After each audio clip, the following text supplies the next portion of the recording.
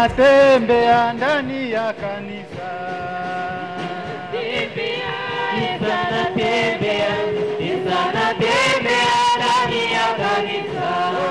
Amani ni tere, upendo ni tere, furaha ni tere ndani ya kanisa.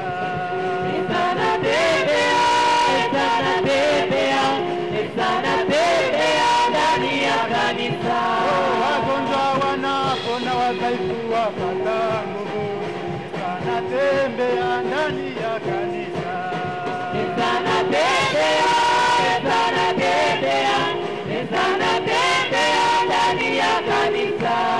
Furaha ni tere, upendo ni tere, natembea ndani ya kanisa.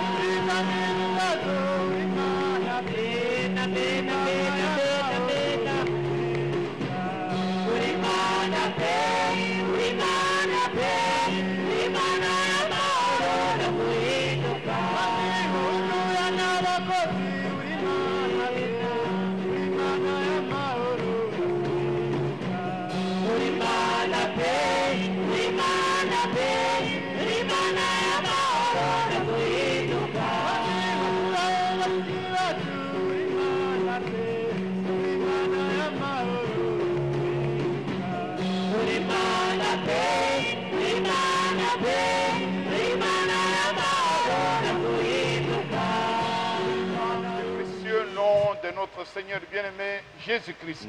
Ndasuhuza itorero mu izina ry'igiciro cyinshi y'umwami wacu Yesu Kristo. Le sujet que nous commençons aujourd'hui icyigisho dutangiye kuri uyu munsi s'appelle l'adoration. Cyitwa ukuramya no guhimbaza. La vraie adoration. Ukuramya k'ukuri. Et chez les vrais adorateurs. Kandi kuri babandi baramya bukuri. En fait, qu'est-ce que nous allons voir? Ese icyo tugiye kureba ni iki? Nous devons savoir ce que Dieu a fait pour nous. Tugomba kumenya icyo Imana yadukoreye. Et comment nous sommes dans le programme de Dieu. Nuko turi mu nteguro z'Imana.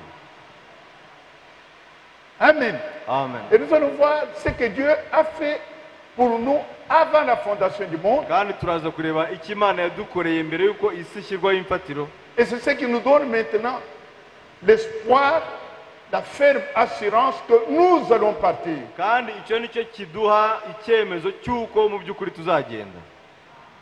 Nous ne sommes pas dans une religion. Ntabwo turi mu idini.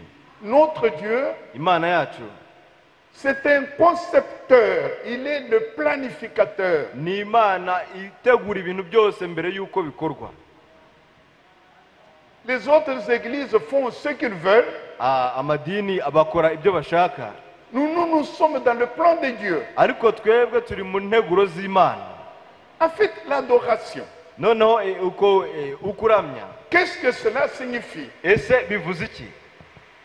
Dieu Imana appelle Moïse, yahamagaye Mose, il l'amène à la montagne, imujyana kuri wa musozi. il reste avec lui Noneho 40 jours et 40 nuits, ibanayo nawe iminsi 40 n'amajoro 40. et il lui donne le plan Noneho imuha gahunda de ce qu'on appelle le tabernacle y'icyiswe ihema ry'ibonaniro, pour instruire Moïse kugira ngo abashe kwigisha Mose de comment le peuple va adorer. ndetse amwigishe uko ubwoko bw'Isirayeli buzajya busenga buramya Imana. Le peuple était en Égypte, Ubwoko bw'Imana bwari buri muri Egiputa, il n'adorait pas. ntabwo icyo gihe basengaga. On l'a sorti, Basohokayo, on est allé avec lui dans le Sinaï, noneho bajyana na Mose kuri Sinayi dans le désert. mu butayu. Il devait traverser le désert Bagombaga guca mu butayu pour aller en Canaan, kugira ngo bajye i Kanani, qui était la terre promise. ari cyo gihugu cy'isezerano. Maintenant, Noneho c'est au désert ni aho ngaho mu butayu que Dieu va communiquer sa loi. niho Imana ijya kubabwirira amategeko yayo, Et c'est au désert kandi aho ngaho mu butayu que Dieu va appeler Moïse niho Imana ihamagarira Mose pour montrer kugira ngo imwereke, à son peuple yereke ubwoko bwe comment se fait l'adoration. uko ukuramya no guhimbaza bikwiriye kugenda. Et Dieu, Imana il est le concepteur. niyo muhanzi w'ibyo byose. Dieu fait tout selon le plan qu'il avait dans l'éternité. Imana ikora ibyo byose ikurikije gahunda yari ifite uhereye mu iteka. Les autres peuples Andi mahanga yose ne peuvent pas connaître l'adoration ntabwo bashobora kumenya ugusenga Imana, parce que Dieu ne s'est pas révélé à eux. kuko Imana itigeze ibihishurira. Alors nous pouvons voir, Noneho turaza kureba, nous allons d'abord nous lever tubanze duhaguruke pour lire la parole de Dieu kugira ngo dusome ijambo ry'Imana sur l'adoration. ku byerekeye ukuramya no guhimbaza. Asseyez-vous, vous allez vous lever. Muraba mwicaye gato, muraza Après, guhaguruka, vous allez vous lever. muraza guhaguruka nyuma. Mon but Intego yanjye dans cette prédication, muri iki kibwiriza vendredi kuwa gatanu et dimanche, no ku cyumweru c'est vous donner la conviction ni ukubaha icyemezo qu'ici, y'uko hano nous ne sommes pas seulement venus voir frère Vianney et le conducteur. ntabwo mwaje kureba hamwe na Taviyane ndetse n'abandi bayobozi. Non, Oya, nous sommes dans quelque chose turi mu kintu que Dieu du ciel icyo Imana yo mu ijuru a imaginé icyo et yatekereje a communiqué. kandi ikagitangaza. Amen. Amen. Vous allez voir que le message, Muraza kubona ko ubutumwa ce n'est pas n'importe quoi. ntabwo ari ibintu bibonetse byose, C'est le plan de Dieu ahubwo ni integuro z'Imana qu'il a conçu Imana yateguye pour ses enfants, kugira ngo izitegurire abana bayo, fils et filles, abahungu n'abakobwa, pour qu'ils sachent kugira ngo bamenye qu'est-ce que Dieu veut. icyo Imana ishaka. Et il est sévère. Kandi Imana irashikamye kuri ibyo. Il appelle Moïse Yahamagara Mose 40 jours, iminsi 40 40 nuits. n'amajoro Il 40 va lui dicter les choses, yari irimo imubwira ibintu comment il faut faire le tabernacle. uko bagomba kubaka ihema ry'ibonaniro. C'est une tente d'assignation ryari ihema ry'ibonaniro qui était coupée en deux. niryo ryari rigabanyijwemo ibice bibiri, Une partie qu'on appelle saint ahitwaga ahera et une partie qu'on appelle saint de saint. n'ahitwaga ahera cyane. Et ce qui nous intéresse, noneho ikidushikaje twebwe dans le saint de saint, ahera cyane il y avait une table hari hariyo ameza, sur laquelle kuri ayo meza on avait posé une caisse hari hategetseho en bois. isanduku ikoze mu giti. Et dans cette caisse, muri iyo sanduku qu'est-ce qu'il y avait? hari harimo iki? Il y avait deux pieds hari harimo amabuye abiri. sur lesquels ayo mabuye Dieu avait écrit avec son doigt. niyo Imana yandikishijeho urutoki rwayo, Il avait écrit la loi yandikaho amategeko qu'il venait de publier sur Sinaï. amategeko yari imaze kubabwirira kuri sinayi. Alors, cette caisse, noneho iyo sanduku ce qu'on appelle niyo yitwa l'arche. isanduku y'isezerano. Vous voyez, Murayibona hariya. la vue n'est pas très très claire. Je n'ai pas besoin des écrits, mais oui. surtout des dessins. icyo nshaka ni uko kiriya gishushanyo On voit sur kigaragara que c'est neza. à peu près 1,15 m. iyo wenda gifite nka metero imwe na 15. Elle est décrite kandi handitseho ko là-dedans, hariya muri ho muri deux cyo pierres sont placées. hari harimo amabuye abiri. Alors, pour une chose simple comme ça, noneho ku ikintu gito nka kiriya Dieu a mis 40 jours imana yamaze iminsi 40 et 40 nuits n'amajoro 40 pour montrer à Moïse ce qu'il fallait. kugira ngo yereke Mose ibyari bikwiriye. Les autres peuples andi mahanga ne peuvent pas adorer Dieu ntabwo ashobora gusenga imana parce qu'ils ne connaissent pas ça. kubera ko abatari bazi C'est biriya. pourquoi Israël niyo mpamvu muri Isirayeli est le peuple de Dieu ubwoko bw'Imana qui connaît le système d'adoration de Dieu. nibo bari bazi uko baramya bagahimbaza Alors nous imana. allons voir noneho avec turaza vous. kureba Je vous ai donné ce papier ici hari urupapuro nabahaye aho ngaho pour que vous voyez. Ne les regardez pas. Mwe Nous kwirwa allons les murebaho. regarder. Nous allons nous y référer après. ibyo tuzarukoresha nyuma. Alors, cette adoration, noneho uko kuramya no quand ils guhimbaza avaient ça, nubwo bari bafite ils ibingibi avaient la domination bari bafite gutegeka sur tous les peuples. bategeka amahanga yose. Ça, c'était dans l'Ancien Testament. aha ngaha hari mu isezerano rya kera. Vendredi, noneho kuwa gatanu nous verrons pour le Nouveau Testament tuzareba mu isezerano rishya toujours l'arche. noneho turebe ya sanduku y'isezerano. Et après le Nouveau Testament, nyuma y'isezerano rishya maintenant, noneho uyu munsi dans ce temps où nous sommes, muri iki gihe turimo qui est le temps de la fin, aricyo gihe cya nyuma il y a également harimo nanone ce que Dieu a placé icyo imana yatanze comme adoration. yatanze nk'icyame cyo kuramya no Tous guhimbaza ceux qui ne sont pas instruits kuri ba bandi batigishijwe de ce que Dieu fait, nicyo imana ikora. leur adoration est nulle. abatigishijwe ibyo bahimbaza n'ibyo basenga biba bipfuye ubusa. Vous êtes le peuple béni. muri ubwoko bwahawe umugisha Parce que vous allez savoir ce que Dieu a fait avec vous. kubera ko mwakoze icyo imana yakoranye Alors namwe. maintenant, nous allons nous lever muhaguruke noneho tugiye et gusenga. nous allons lire tugiye gusenga dans Jean muri Yohana. au chapitre 4. Yohana igice cya 4.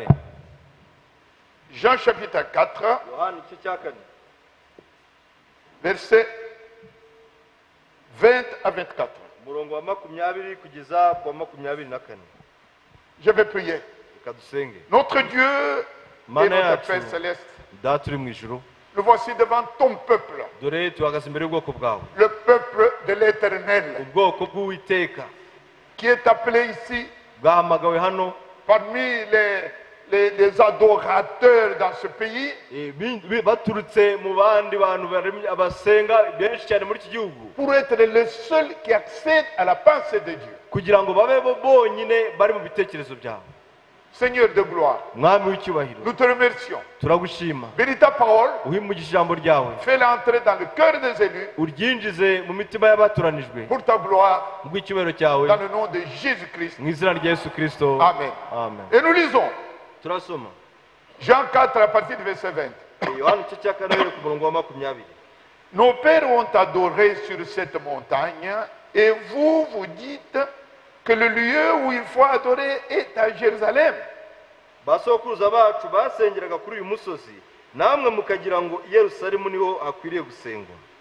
Jésus dit à la femme, crois-moi, l'heure vient où ça ne sera ni sur cette montagne, ni à Jérusalem que vous adorerez le Père.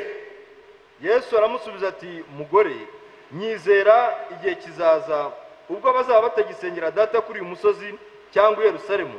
Vous adorez ce que vous ne connaissez pas, nous nous adorons ce que nous connaissons, car le salut vient des Juifs. dore mwebwe musenga icyo mutazi, ariko twebwe dusenga ibyo tuzi, kuko agakiza kava mu Bayuda. Mais l'heure vient, et elle est déjà venue, où les vrais adorateurs, je répète, où les vrais adorateurs adoreront le Père en esprit et en vérité. ariko igihe kiraje ndetse kirasohoye ubwo abasenga by'ukuri basengera data mu mwuka no mu kuri. Car ce sont là les adorateurs que le Père demande. kuko data ashaka ko bene abo ari bo bamusenga. Dieu est esprit, imana ni umwuka Et il faut que ceux qui l'adorent en esprit et en vérité. n'abayisenga bakwiriye kuyisengera mu mwuka no mu kuri. Que le Seigneur vous bénisse. Veuillez vous asseoir. mes umwami frères. w'umugisha mushobora kwicara. Alors regardez là, noneho murebe hariya dans Hébreux au chapitre 9, mu Baheburayo igice cya 9, c'est là qu'on nous parle aho ngaho niho tubwirwa du système d'adoration. uburyo bw'imisengere. Je vais lire très vite, ndasoma nihuta à partir du verset 9. uhereye ku murongo wa 9. Un tabernacle fut en effet construit dans la partie antérieure appelée Saint, je l'ai déjà dit. Derrière le verset 3, derrière le second voile, se trouvait la partie appelée Saint de Saint. Saint de Saint. ku murongo wa 3 Regardez seulement comme j'ai dit. Deuxième partie, il y avait igice cya kabiri kiravuga ngo une partie hariho igice réservée cyari cyaragenewe au Saint de Saint. ahera cyane. Alors là, il y avait l'arche de l'alliance. noneho hariho isanduku y'isezerano. Amen. L'arche de l'alliance. hariho isanduku y'isezerano. Ok. Et au-dessus de l'arche, noneho hejuru y'iyo c'est le sanduku dessin que vous voyez là. ku cya gishushanyo mureba Il y a hariya deux chérubins. hariho abakerubi babiri. Et il y a le couvercle qu'on appelle propitiatoire. hariho n'igipfundikizo bitaga ihongerero. Et il y a comme deux anges, deux chérubins, noneho hariho nk'abamarayika babiri qui se tiennent là-bas, abakerubi babiri bashushanyijeho se mettant des ailes comme ça, barimo barebanisha amaboko pour protéger l'accès kubwo kurinda à la parole qui est sur les pierres. kugira ngo hatagira ugera kuri ya magambo yanditse kuri ya mabuye. Ça, c'est la conception de Dieu. iyo niko imana yabiteguye ko bigomba Tout est gukorwa. conçu par Dieu. byose byakozwe n'imana. Même le lieu ndetse n'aho hantu où l'on doit adorer. aho bagomba gusengera On ne prend pas n'importe quoi. ntabwo bahafata uko babonye. Dieu dit à Moïse, imana ibwira mose iti dis d'abord à Abraham, imana ibwira aburahamu prends ton fils, ngo fata umwana tu wawe vas me le consacrer, uzamuntambira hein, tu vas les sacrifier. uramuntambira uwo mwana wawe. Mais il dit où? aravuga ngo hehe Selon Genèse 2, ukurikije uko byanditse mu itangiriro igice cya kabiri ou plutôt Genèse 22, itangiriro igice cya 22. il lui montre même, yerekana ko pas n'importe quelle montagne, ntabwo ari umusozi ubonetse wose vous allez sur la montagne ahubwo uzajya ku musozi qu'on appelle Moridia. umusozi witwa moriya. Dieu ne veut pas que vous-même vous déterminiez, imana ntabwo ushaka wowe nanjye ari twe il duteganya. indique même l'endroit. imana yivugiye ahantu bagomba gukorera. Et cette montagne Moridia là, noneho uwo musozi moriya après que Moïse était passé, nyuma y'uko mose atambuka beaucoup d'années après, imyaka myinshi nyuma yaho maintenant David, noneho dawudi peut-être que presque 1000 ans avant Jésus-Christ, imyaka nk'igihumbi imbere ya yesu kirisito il devait maintenant construire un temple yagomba kubaka urusengero parce que le tabernacle, kubera ko urusengero c'est pour le désert. ihema ryari mu butayu. C'est un temple portatif. rwari urusengero ariko rugendanwa. On va là-bas, noneho ukajya hariya on le dresse, noneho on va à l'autre ugashinga côté, rya hema ukajya on kuri le ruhande dresse ukashinga pendant rya hema 40 ans. imyaka 40. Mais après le désert, aho ngaho mu butayu ils sont entrés maintenant uko bari binjiye dans noneho le pays promis, bamaze kwinjira mu gihugu qui est cy'isezerano Canaan. i kanani. Alors là, aho ngaho on a fini noneho avec batangije le tabernacle. barangije gukoresha ihema On a construit le temple. ahubwo bubaka urusengero. Mais pour construire le temple, noneho kugira ngo bubake Dieu urusengero a dit imana yaravuze iti que le temple yuko urusengero devait être construit rugomba kubakwa là où, aho ngaho à Moridia, ku musozi la moriya, montagne de Moridia, ku musozi wa moriya, là où Isaac était hahandi isaka immolé. yarajya gutambirwa. C'est là qu'on a construit le temple. aho ngaho niho hubatswe urusengero. Et ce temple-là, urwo rusengero même après qu'on a détruit, na nyuma y'uko barusenya, quand le peuple est parti en captivité, igihe ubwoko bw'imana bwagiye mu en bucakara, revenant, mu kugaruka Dieu a dit, imana yaravuze on iti construit toujours sur le même emplacement. mugomba kongera kubaka hahandi nanone. Dieu est vraiment dictateur. ni imana ikoresha igitugu. Il veut que son peuple fasse seulement ce que lui a dit. ibishaka ko ubwoko bwayo bukora ibyo yavuze gusa. Et nous pouvons lire rapidement. noneho dushobora gusoma twihuta. Vous pouvez voir ushobora kubona comment il insiste. uburyo imana yagiye ibitsindagira Après qu'il avait amené Moïse nyuma y'uko itwara mose sur la montagne, kuri wa musozi. le moment est arrivé noneho maintenant igihe cyarageze où l'on doit construire. aho bagomba kubaka. Il dit à Moïse, ibwira mose iti faites ceci kora ibi seulement selon l'image qui vous a été montrée sur la montagne. ukurikije icyitegererezo weretswe cyo kuri wa musozi. Amen. Amen. Et c'est ce que nous lisons avec vous Ibyo nibyo dusomera hamwe dans Exode mu Kuva, au chapitre 25. Kuva igice cya 25. Vous avez des notes, c'est pourquoi je vais vite. Murabyandika niyo mpamvu nihuta. Regardez, Niyo nous murebe sommes Exode, turi mu Kuva d'abord chapitre 24. uhere ku gice cya 24. Nous sommes au verset 18, Turi ku murongo wa 18. qui est le dernier verset. Imirongo igice cya Moïse entra dans la nuée, noneho Mose yinjira muri cya gicu, il monta sur la montagne. arazamuka ajya ku musozi. Moïse demeura sur la montagne Noneho Mose aragenda ajya ku 40 musozi, jours et 40 nuits. amarayo iminsi 40 n'amajoro 40. Amen. Amen. Et il va lui dire, Noneho aragenda aravuga ati, au verset, maintenant chapitre 25, noneho ku gice cya 25, regardez bien aimé, mwitegereze bakundwa, j'aime ça, ibi ndabikunda cyane parce que Dieu a des paroles kubera ko Imana ifite qu'il amagambo, donne seulement à son peuple. amagambo akwiriye ubwoko bwayo gusa. Amen. Amen. Et regardez au verset 10, Noneho mwitegereze ku murongo wa 10, d'abord au verset 8, ku murongo wa 8, ils me feront un sanctuaire. noneho bazanyubakira ubuturo, J'habiterai au milieu d'eux. noneho nzatura hagati yabo, Vous me ferez un tabernacle muzambera urusengero, et tous les ustensiles muzahanyubakira d'après urusengero le modèle que je vais vous montrer. n'ibikoresho byose mukurikije icyitegererezo ngiye kubereka. Au verset 10, Ku murongo wa 10, ils me feront une arche. noneho ngo bazankorera isanduku. C'est ce que vous voyez là, Ni iyi mureba hariya, commandé par Dieu. Imana niyo yabivuze. Au verset 17, Ku murongo wa 17, tu feras un propitiatoire. ngo kandi uzacure intebe C'est y'ihongerero le couvercle. ni cya gifuniko cy'isanduku. Amen. Amen. Au verset 19, Ku murongo wa vous 19, ferez des chérubins. ureme umukerubi, Comme vous le voyez en haut là. nk'uko mureba bariya bakerubi Mais hariya qu'est-ce hejuru. qui est important? Ni ibintu byangombwa cyane. C'est le verset 21, 21 et 22. Umurongo wa ngombwa ni umurongo wa 21 na 22. Pourquoi il y a ça? Kubera iki iyo Il dit, ngiyo, tu mettras le propitiatoire sur l'arche ngo ushyireho intebe y'ihongerero kuri ya sanduku, et tu mettras dans l'arche les témoignages que je te montrerai. Ce sont les deux tables de pierre. ngo uyishyireho ibihamya nzaguha. Ayo niyo ya mabuye abiri yanditseho amategeko. Alors écoutez ce qui est très important, mes bien-aimés frères. noneho wumve ikintu cyangombwa cyane bene Au cyangwa verset kibazo. 28, Umurongo wa 28. Alléluia. Amen. Vous voyez là, Urabibona hano, il dit, c'est là aravuga ngo niho, que je me rencontrerai avec toi. aravuga ngo ninzajya nza kubonana nawe Du haut du ni propitiatoire, hejuru y'intebe y'ihongerero, entre les deux chérubins. hagati y'abakerubi babiri niho tuzaduhurira. Amen. Amen. Et quand Kandi Dieu devait parler à son peuple, igihe Imana ashaka kuvugisha ubwoko il bwayo, ne parlait pas n'importe où.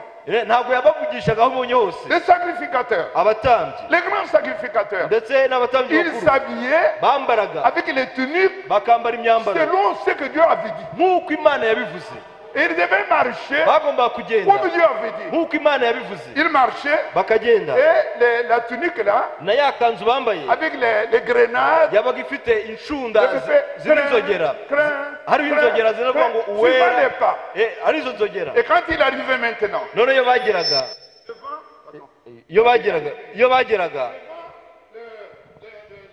iyo bageraga imbere y'isanduku y'isezerano, avec du sang, bazanye amaraso, il venait avec du sang amaraso et il mettait au-dessus là. bayashyiraga hejuru y'intebe y'ihongerero, hejuru y'intebe y'ihongerero. C'est ça l'adoration. Uko niko Avec kuramya toutes les Yehova. cérémonies gardées. Noneho ibihango byose bakoraga, Alors, noneho Moïse Mose entendait yumvaga avec ses oreilles yumvisha amatwi ye Imana, qui lui parlait. Imana, La voix sortait entre les deux chérubins. Imana, ijwi y'umuvugisha ryasohoka hagati Lisons y'abakerubi ça. babiri. Reka tubisome, Lisons ça. reka tubisome. Nous lisons dans chapitre 30. Et Exode 30. Kuva igice cya 30, Exode 30 kuva igice cya 30 au verset 6. ku murongo wa 6. Tu placeras l'autel en face du voile et devant le témoignage. ucyegereze umwenda ukingiriza ya sanduku y'ibihamya, Hein. En face du propitiatoire. kibe imbere y'intebe Et y'ihongerero, où je me rencontrerai avec toi. iri hejuru y'ibyo bihamya, aho nzajya mbonanira nawe. Amen. Amen. Ah, vous n'avez pas encore compris. Ntabwo murabyumva Mais vous neza, allez comprendre. ariko muraza kubisobanukirwa Bientôt. murakanya murabyumva neza. Regardez dans Nombre, Urareba mu kubara, au chapitre 7. mu kubara igice cya 7, Nombre 7, le dernier verset. kubara iki cya karindwi umurongo wa nyuma. Lorsque Moïse entrait dans la tente d'assignation igihe Mose yinjiraga mu ihema ry'ibonaniro pour parler à l'Éternel, kugira ngo aganirize il Uwiteka, entendait la voix qui lui parlait du haut du propitiatoire, yumvaga ijwi rimuvugisha riri hejuru ya ntebe y'ihongerero, placé sur l'arche ya ntebe y'ihongerero iri hejuru entre y'isanduku les deux chérubins. hagati y'abakerubi Et babiri, il parlait avec l'Éternel. kandi yavuganaga n'Uwiteka. Dites Amen. Muvuge amen. Mais regardez maintenant, bien aimé. Yavuganaga n'Uwiteka. C'est là que je vais arriver. Aho ngaho nshaka kugera Le système conçu par Dieu. ni iby'Imana yikoreye ubwayo. Quand ils sont entrés en Canaan, Noneho igihe binjiye i Kanani, qui était le pays promis, bari mu gihugu cy'isezerano, Moïse n'était plus là. Mose ntiyari agihari. Maintenant, Noneho Josué Yosuwa a partagé le pays yagabanyije igihugu en 12 territoires. akigabanyamo intara 12, Parce qu'ils étaient 12 tribus. kubera ko byari imiryango 12. Chaque tribu buri muryango a reçu son morceau. wagize son igice territoire. cyawo, wagize igice Peut-être cyawo. au nord, Bamwe bakajya peut-être à l'est, wenda mu burasirazuba, etc. niba n'ahandi Mais hatandukanye. Dieu, lui, Ariko Imana ubwayo, Imana avait choisi. yari yahisemo. Dieu sait toujours choisir. Imana yihitiramo iteka ryose. Tout est choisi par Dieu. Imana niyo yihitiramo. Comme tu es là, tu es choisi par Dieu. Kandi nuko Mose yahitiwemo n'Imana. Amen. Amen. Et Dieu avait choisi Imana yari yahisemo, le territoire yari yahisemo qu'on appelle ubutaka Juda. ahitwa Yudaya. Ça, c'est une chose. Icyo ni ikintu kimwe. Et dans ce pays Kandi muri icyo gihugu, de Juda, muri icyo gihugu il y avait cy'Yudaya beaucoup de villes. hari harimo imijyi Mais myinshi. Dieu avait choisi Imana yari yahisemo Jérusalem. Yerusalemu. Et son choix là None uko guhitamo dure kw'Imana, jusqu'aujourd'hui. Imana yaravuze iti Amen. amen. C'est ce que nous lisons Nibyo dans dusoma Zacharie. Regardez Zacharie. muri Zakariya. Zacharie au chapitre. Zacharie chapitre 2. Ya Zakariya igice cya 2 verset 12. umurongo wa 12. Vous êtes choisis par Dieu pour être ici. Voilà Imana où niyo yabahisemo kugira ngo mube muri hano. Zakariya chapitre igice 2. cya 2. Et regardez le verset. Noneho mwitegereze umurongo, Le verset 12. umurongo wa 12. L'Éternel Uwiteka possédera Juda ngo azahariza Yudaya, comme sa part dans la terre promise. ahafata nk'aho ari we mugabane we mu gihugu Et cy'isezerano. il choisira encore Jérusalem. Noneho Imana ihitamo Yerusalemu. Amen. Amen. Alors maintenant, je vous demande Noneho ndababaza nti de regarder ces papiers. Ne mwitegereze prenez pas trop de notes inutiles.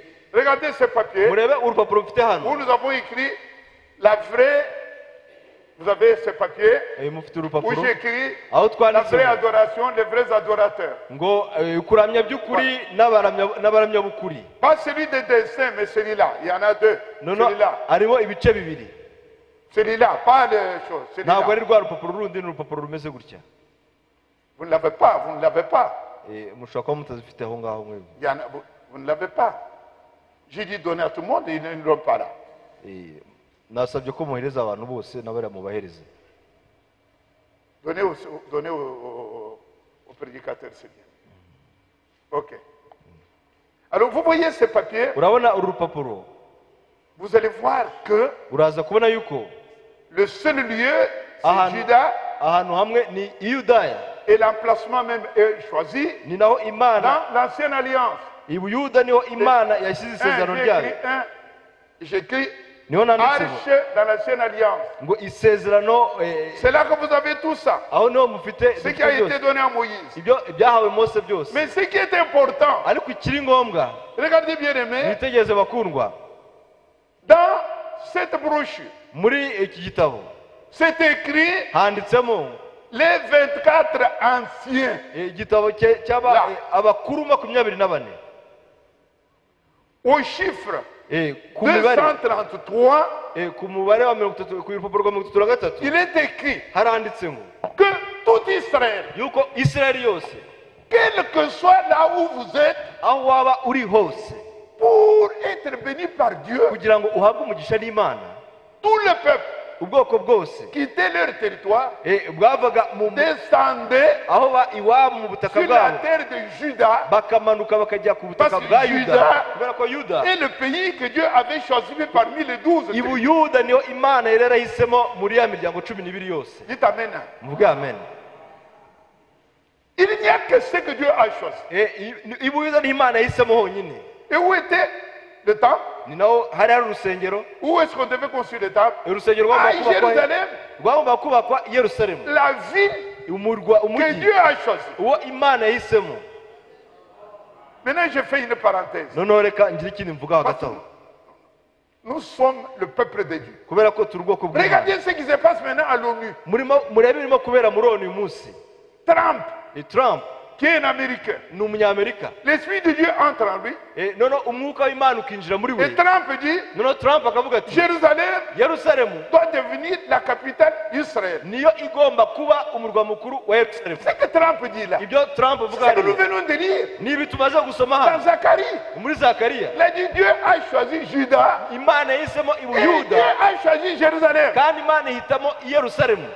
Mais maintenant, regardez. Noneho mwitegereze Les pays qui se disent chrétiens ibihugu byita ko ari iby'abakristo à l'ONU, muri ONU ils ont tous voté contre Trump. bose batoye barwanya icyo cyemezo cya Parce Trump. qu'ils ont dit Baravuga bati non, oya, Jérusalem Yerusalemu doit garder le statut international. igomba kuguma ari iya bose.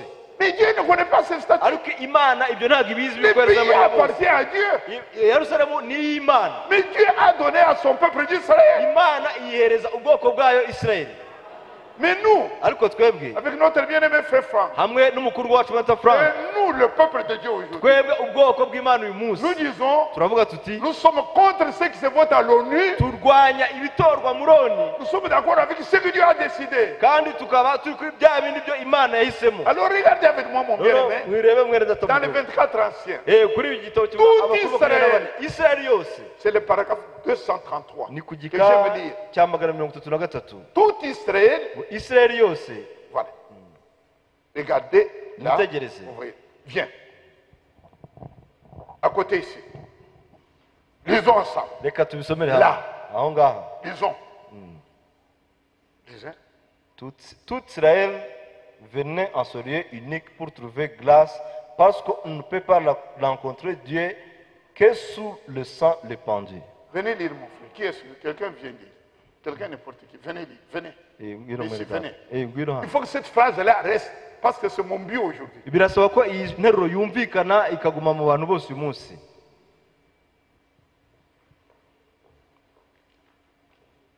Ça, c'est le prophète que nous croyons. Uyu ni umuhanuzi Il nous parle de l'adoration.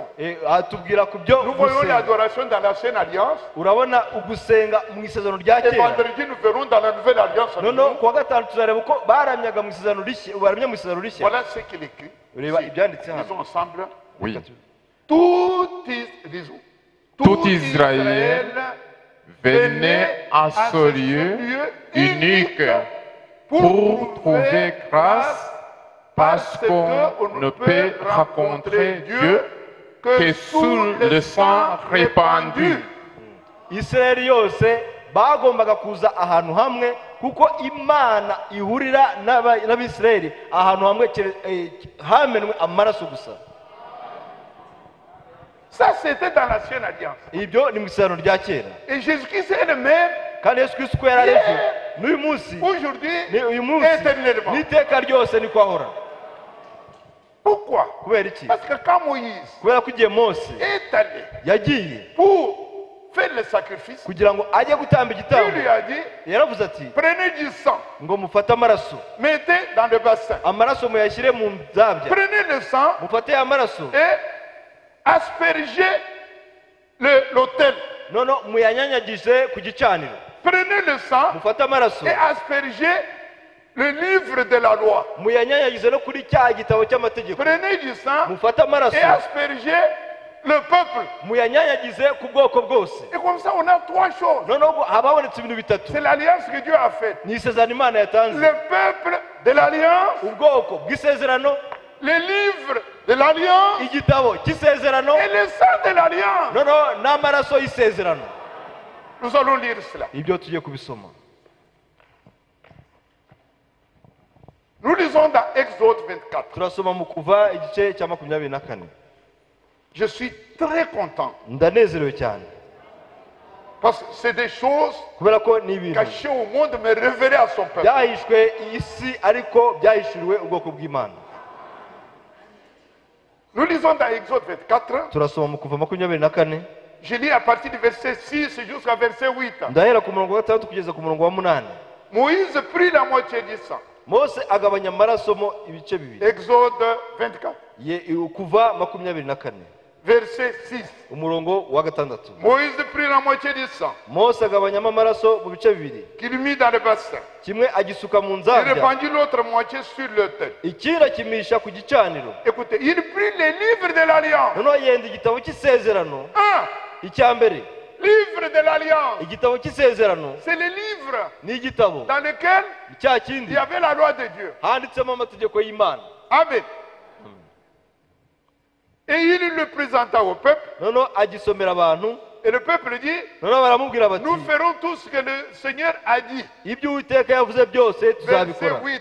Umurongo wa 8. Moïse prit du sang. Mose yenda ayo maraso Il le répandit sur le peuple ayamisha ku bantu, en disant, arababwira ati, voici le sang de l'Alliance ngaya amaraso y'isezerano que l'Éternel a fait avec vous selon toutes ses paroles. Uwiteka asezeranye namwe nk'uko ayo magambo yose ari. Nous voyons donc trois choses. Turabona ibintu bitatu. Il y a le peuple de l'Alliance, Hariho ubwoko bw'isezerano, c'est sur lequel le sang a été aspergé. nabwo ya maraso yamenweho Nous banyanyagijweho. avons le sang de l'Alliance. Dufite amaraso y'isezerano, C'est le sang qu'on avait pris niyo ya là-bas. maraso yafashwe aho ngaho. Et nous avons le livre de l'Alliance. Dufite n'igitabo C'est cy'isezerano, le livre sur lequel ni cya gitabo le sang était répandu. aho amaraso yanyanyagijwe. Selon Dieu, uko Imana quand il n'y a pas de sang, yavuze ngo iyo hatariho amaraso il n'y a pas de pardon. nta kubabarirwa ibyaha kuboneka.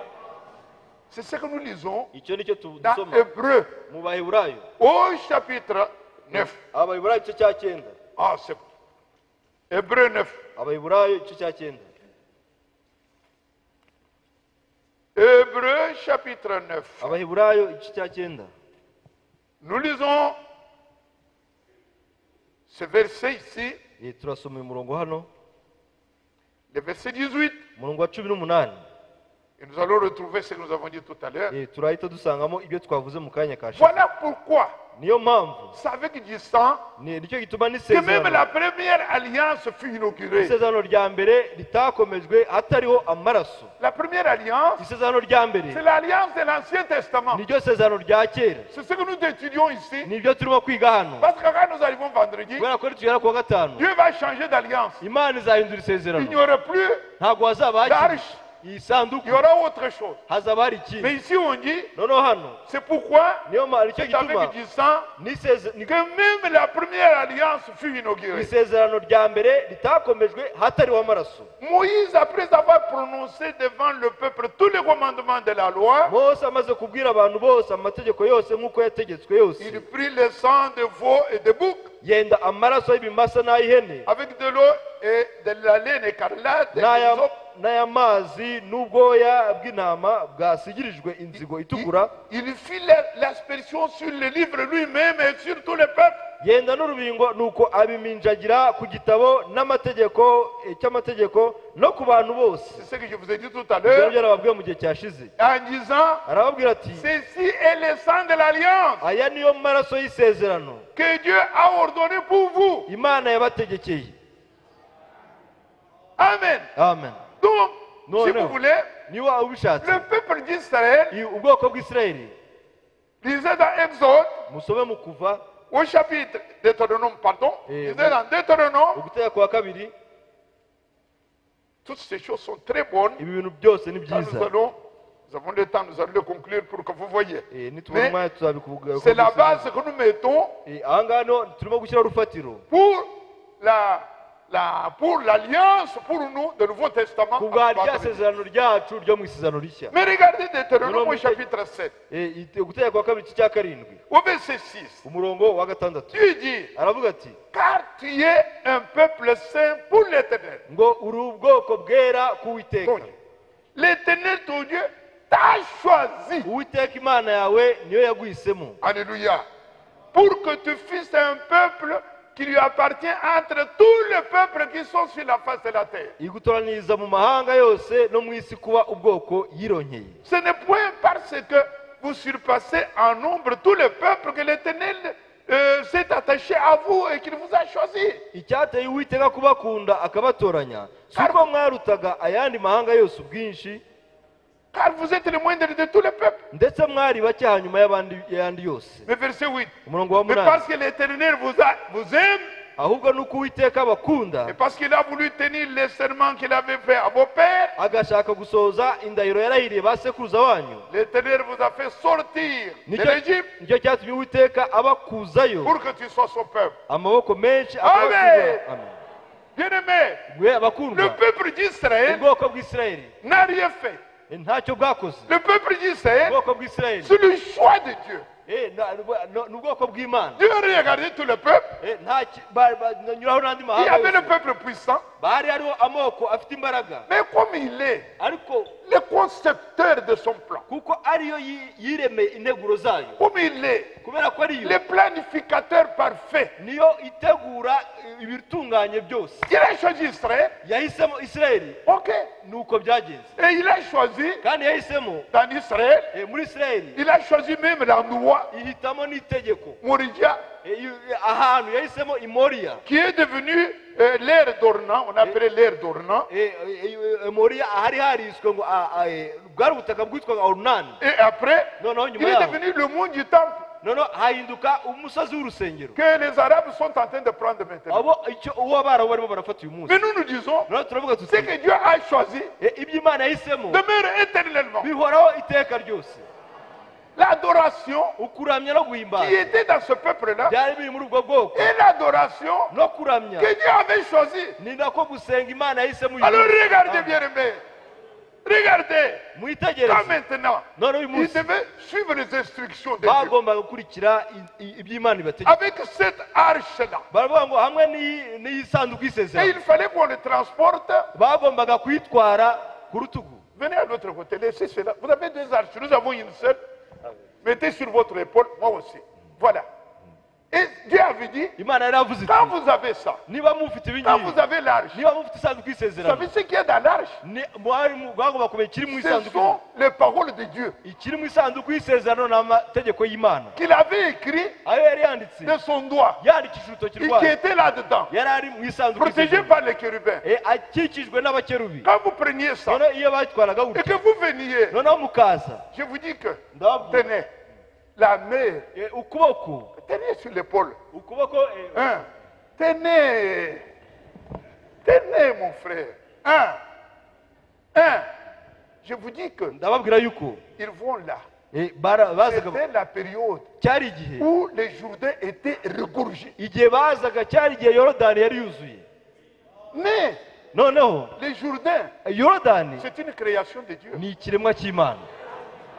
Amen. Amen. Quand les sacrificateurs Igihe abatambyi ont mis leurs pieds bashyize dans les Jourdains, ibirenge byabo muri Yorodani, les Jourdains a reculé. Yorodani yahise itanga inzira. Amen. Parce que dans l'arche, Kubera ko mu isanduku le Jourdain Yorodani reconnaissait celui qui était dans l'arche. yari izi uri muri ya sanduku, Parce que Dieu est Dieu de sa kubera parole. ko Imana ni Imana y'ijambo ryayo. Amen. Amen. Et maintenant, Noneho il devait conquérir bagomba gufata la ville qu'on appelle Jéricho. umujyi witwa Yeriko. Jéricho, il avait des murs. Yeriko Jéricho avait des murs, je crois que j'ai cassé. C'est pas moi. Hein, voilà. Je bouge trop, il n'y a pas de problème. Donnez-moi ça. Je t'en passe. Je vous dis que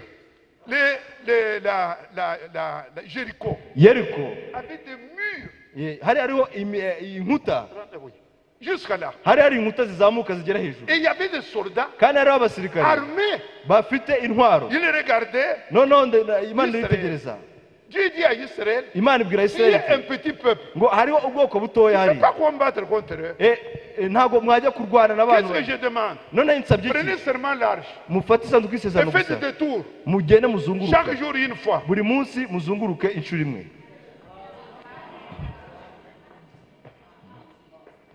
Lundi. Ubwo ni Mardi. kuwa mbere mwongere muzunguruke Avec l'arche. hamwe n'isanduku y'isezerano. Quand vous arrivez le 7e jour, noneho nimugera ku munsi wa karindwi poussez seulement les cris. muzavuze ijwi Dieu rirenga qui gusa. était dans l'arche, noneho imana iri mu le isanduku, mur de Jéricho s'est écroulé. inkuta z'i Yeriko zihita ziriduka. Bien aimé, Bakundwa, quand on possède la parole de Dieu iyo ufite ijambo ry'Imana et les instructions de Dieu, kandi n'inyigisho Imana yatanze, on est victorieux. icyo gihe uba uri umuntu unesha.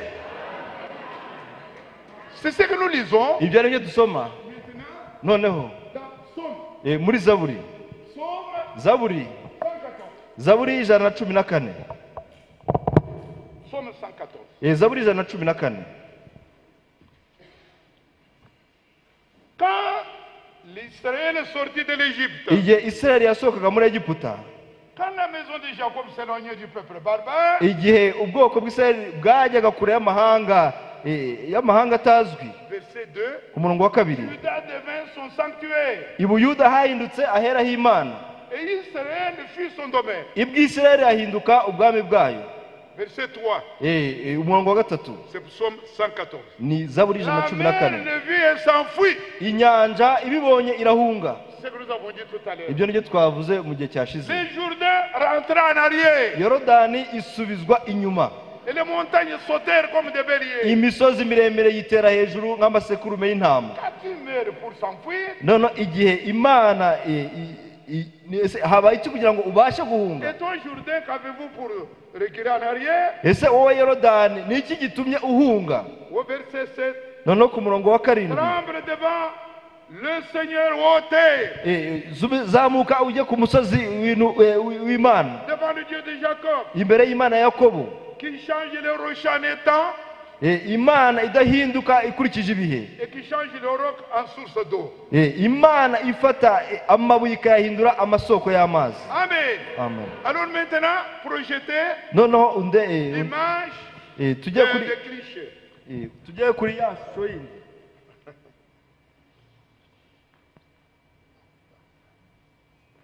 Projetez. 5 minutes, nous allons terminer. Projetez. Mu minota itanu tuba turangije. Noneho murabona bakundwa,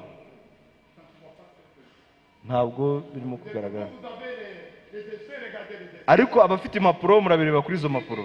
Navuze yuko L'œuvre de Dieu est prédestinée. umurimo w'Imana ni umurimo uba warateguwe. Tout ce que nous avons dit tout à l'heure. Ibyo twavuze byose, uhereye Nous avons les ombres, ibumoso urabona dufite sont les images. ibishushanyo n'amashusho. Ushobora kureba ku rupapuro rwanyu Ça ne se voit pas très bien. kubera ko hano ntabwo bisomeka neza. Vous avez là le tabernacle Mufite urusengero, ihema ry'ibonaniro et vous avez les tables. ndetse n'urusengero. Rero ibumoso C'est l'Ancien Testament. ni isezerano rya kera, À droite, none iburyo hariya ni c'est le Nouveau Testament. ni isezerano rishya. Et dans l'Ancien Testament, Noneho mu isezerano rya kera je voudrais que vous voyez ces trois. nifuza ko mubona ibintu bitatu, Ces trois points que j'ai dit. ni ingingo eshatu nashyize hariya Pour la construction du tabernacle. kubwo kubaka ihema ry'ibonaniro. Si Dieu est souverain, Kubera ko Imana irigenga, Dieu a confié le plan. Imana yateguye gahunda kuri, yahaye izo gahunda Mose. Amen. Vous voyez ça? Urabibona, Dieu confie le plan à Moïse. Imana iha iyo nteguro Mose, Mais l'exécution du plan ariko kubishyira mu bikorwa n'est pas confiée à Moïse. ntabwo byahawe Mose. Dieu, il est souverain. Imana irigenga. Il a choisi Imana yahisemo Mose, comme prophète. yahisemo Mose nk'umuhanuzi, Parce que c'est écrit dans Amos, kubera ko byanditse muri Mose le Seigneur l'Éternel ngo Uwiteka ne Imana fait rien nta kikora avant d'avoir confié la chose au prophète. mbere y'uko ibimenyesha abahanuzi bayo. Donc on voit None iyo witegereje le plan gahunda du tabernacle est y'uruhema confié à Moïse. y'ihema yahawe Mose. Mais le deuxième point, Noneho ku ngingo ya c'est kabiri, l'exécution. noneho ni ukubishyira mu bikorwa. Est-ce que vous le voyez? Ese murabibona? Et le troisième point, c'est quoi? Icya gatatu noneho C'est le feu. ni umuriro. Aïe, aïe, aïe. Je n'entends pas amen. Ntabwo ndimo kumva amen. Le premier point, Icya mbere, regardez votre truc, c'est écrit murebe kuri izo mpapuro mufite byanditseho, confié au prophète. ni byahawe abahanuzi. Deuxième point, Icya kabiri c'est ni l'exécution ukubishyira mu bikorwa, confiée à quelqu'un d'autre. nta wundi Et bihawe. le troisième point, Noneho icya gatatu c'est le feu. ni umuriro. Amen. Amen. Ça, c'est le tabernacle. noneho urwo ni Quand nous urusengero arrivons au temple, noneho igihe tugiye ku toujours la rusengero même chose. aho ni ku ihema noneho ku rusengero Le plan est confié au prophète, là, c'est David. integuro yahawe En yahawe tant que dawidi prophète. yahawe dawidi nk'umuhanuzi L'exécution, noneho kubishyira mu ce n'est bikorwa pas David, ntabwo ari dawidi c'est quelqu'un d'autre. byahawe undi C'est Salomon. ni salomo Et la troisième chose, c'est un feu. noneho icya gatatu ni umuriro Ça veut dire, amen quand No- le plan est confié à celui que Dieu a choisi, ni ukuvuga ngo iyo integuro zahawe uw'imana si yahisemo l'exécution noneho kubishyira mu est bikorwa faite par les personnes que Dieu a choisies, nabyo bihabwa uw'imana yahisemo Dieu est obligé de faire maintenant le feu. noneho imana iba itegetswe kumanuramo umuriro C'est ce que vous voyez nicyo murimo kureba lors du premier des tabernacles. uhereye ku gihe cyo kubaka ihema C'est ce que vous ry'ibonaniro voyez nicyo mubona lors du temple. igihe cyo kubaka Et urusengero au milieu ici, noneho hagati noneho il y a la destruction par Babylone. harimo gusenywa na babuloni Ils sont allés en captivité noneho bakajya mu bucakara 70 ans. imyaka 70 Mais quand ils sont rentrés, noneho bagarutse la même chose, ni nako byongeye kumera c'est le plan maintenant ni ya nteguro nanone qui était de David là, yari iya dawudi que Agé le prophète niyo umuhanuzi a yagara rappelé. niyo yibukije Deuxième exécution, c'est qui? noneho ukubaka C'est kwa kabiri Zorobabel. uwubatse bwa kabiri ni Zorobabel n'était zorobabeli pas un prophète, zorobabeli ntabwo ari umuhanuzi il était un gouverneur. yari umuyobozi gusa Et la troisième chose, c'est quoi? noneho C'est icya le feu. gatatu ni umuriro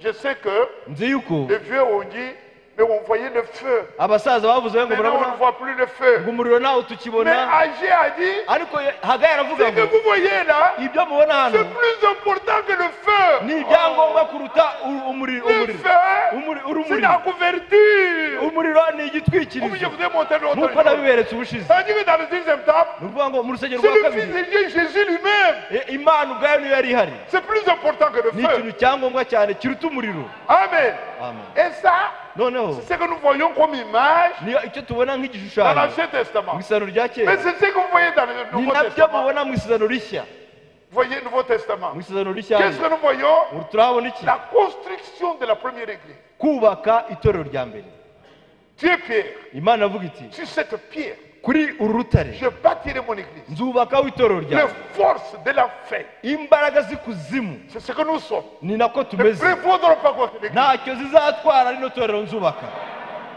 Nous sommes une institution de Dieu. turi cyubatswe Mais n'imana il faut que ugomba kumenya yuko nous voyons ugomba kubona que c'est quelqu'un que Dieu a mis. ukabona uw'imana yahamagaye Paul, pawulo c'est Dieu qui l'a ni imana yamuhamagaye Les apôtres, intumwa exécution des plans. nizo C'est Dieu zashyize qui l'a mu mis. bikorwa iyo Et gahunda maintenant, qu'est-ce qui suit? noneho C'est hakurikiraho le iki feu. hakurikira umuriro Je n'entends pas votre feu. Premièrement, Paul, icya mbere ni pawulo prophète.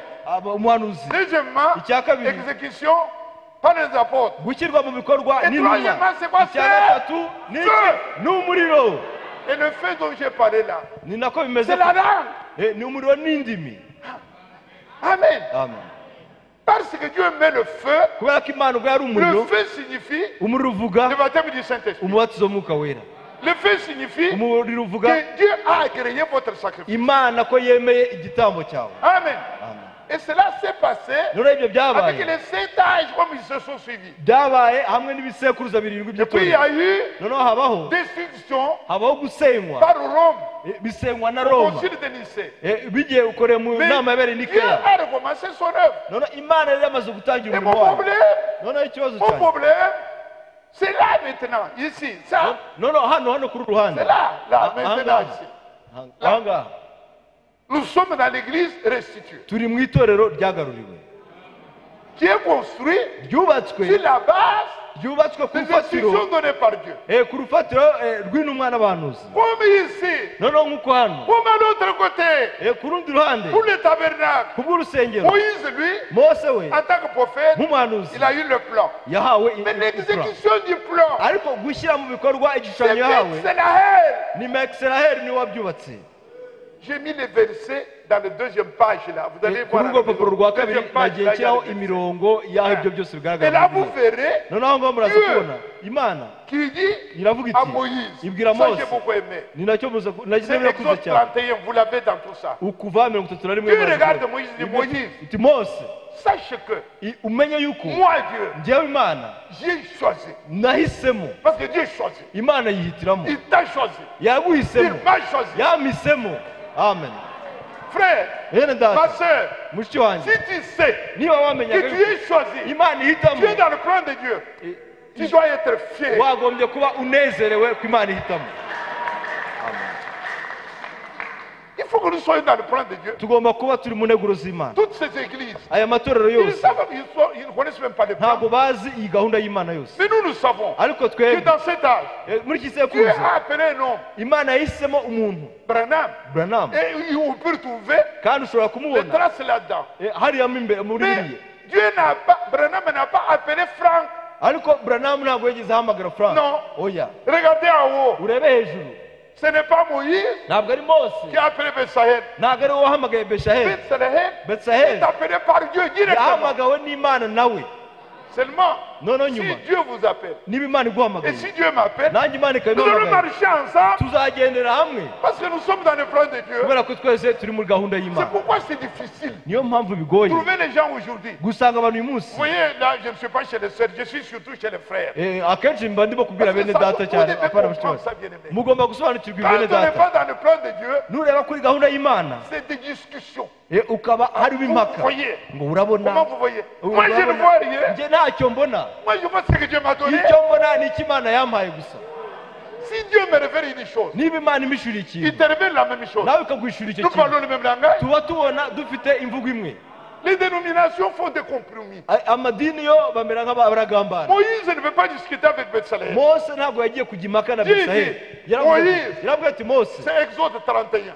umukuva mirongo itatu na rimwe ati Mose Sache que umenye yuko moi, Dieu, njyewe Imana j'ai appelé natoranije Betsaïd. naturije Je lui ai donné Betsahe les capacités namuhaye ubushobozi pour tailler l'arche. kugira ngo areme isanduku Toi, tu y'isezerano as des plans, noneho ukurikije ya gahunda nakweretse mais lui ariko et le constructeur, n'abubakaga chacun fait ce que Dieu lui a dit de buri faire. wese yakoraga icyo Imana Où yamubwiye est-ce qu'il y a la gukora discussion? nta mpaka zari zihari Mais ce qu'il y a à retenir aujourd'hui, ariko icyari cyo gufata uyu munsi C'est quoi? ni iki c'est que nuko là-bas, hariya comme nous avons lu, nk'uko twasomye Là. hariya où Dieu aho Imana fait l'œuvre, ikora umurimo que tu sois au nord, waba uri mu que tu majyaruguru sois au sud, waba uri mu majyepfo si tu es dans le plan de Dieu, niba uri mu ntaguro nous z'Imana serons ensemble. bose bazaba bari hamwe amen Amen. amen Tout Israël Isirayeli yose venait à yazaga un seul lieu. yazaga Parce ahantu que ce hamwe lieu-là, kubera ko aho c'est là hantu qu'il y avait l'arche. niho hari hari isanduku Il n'y avait pas y'isezerano une arche chez Dan. ntabwo hari hari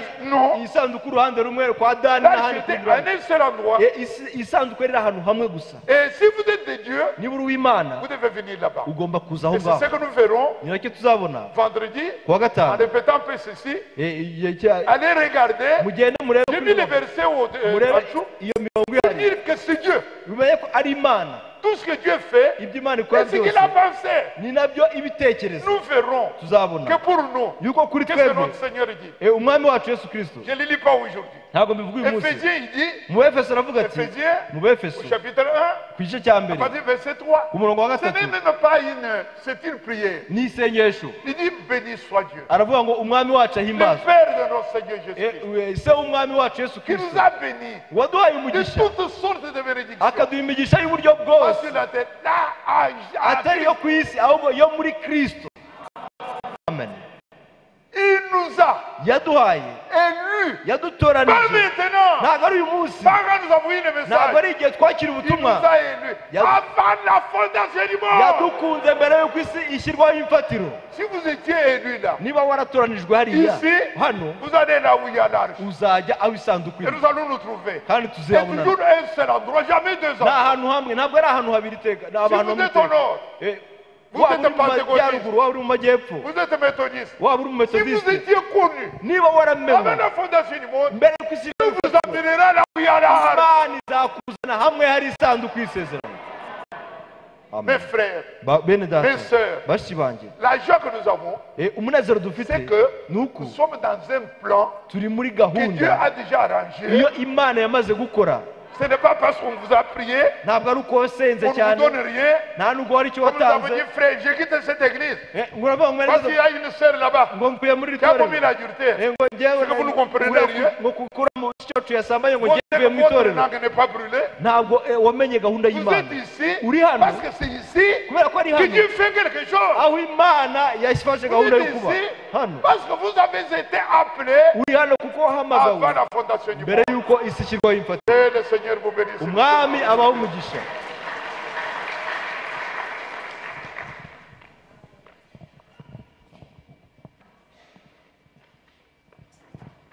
Comme dimanche, j'ai pris.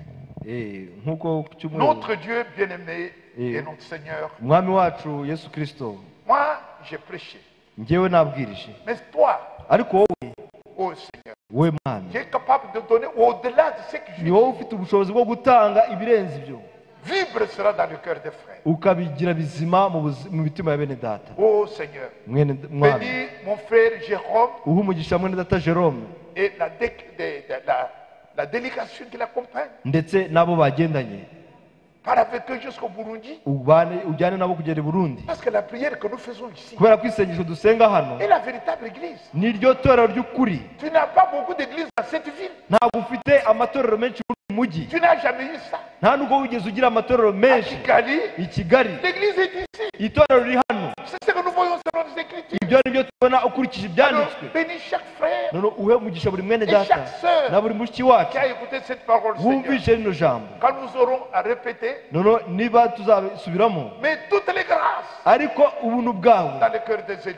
ubube mu mitima Nous te y'abaturage. l'avons demandé avec foi, Tubigusabye no kwizera, en sachant tuzi yuko que tu écoutes notre prière wumva amasengesho parce yacu que nous sommes dans ton plan. kubera ko turi muri gahunda zawe. À toi, gloire, Mwami, icyubahiro kibi cyawe, Louange, ishimwe, honneur, icyubahiro l'éternité. bibe ibyawe iteka Dans le nom de ryose Jésus-Christ. mu izina rya Yesu Kristo. Amen. Amen. Ikande ryo muvera